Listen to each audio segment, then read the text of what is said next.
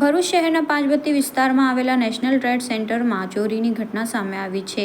SHK smart tech mobile શોપના દુકાન number 13માં ગત મોડી રાત્રે તસ્કરે પ્રવેશ કર્યો હતો. તસ્કરે શટરનું તાળું તોડ્યું અને કાચનો દરવાજો તોડીને દુકાનમાં પ્રવેશ કર્યો હતો. દુકાનમાંથી લેપટોપ, સ્માર્ટ વોચ સહિત 1 લાખ રૂપિયાથી વધુની કિંમતનો માલ ચોરી કર્યો હતો. સમગ્ર ઘટના દુકાનના CCTV કેમેરામાં કેદ થઈ ગઈ છે. દુકાનના માલિક સત્તારભાઈએ જણાવ્યું કે આ વિસ્તારમાં અગાઉ પણ આજુબાજુના શોપિંગ સેન્ટરોમાં ચોરીની ઘટનાઓ બની છે, પરંતુ ચોર પકડાયો નથી. તેમણે પોલીસને આવી ઘટનાઓ અટકાવવા માટે પગલાં લેવા વિનંતી કરી છે. A ડિવિઝન પોલીસે ચોરીનો ગુનો નોંધી લીધો છે. પોલીસે CCTV ફૂટેજ મેળવી ચોરને પકડવાની કવાયત શરૂ કરી છે.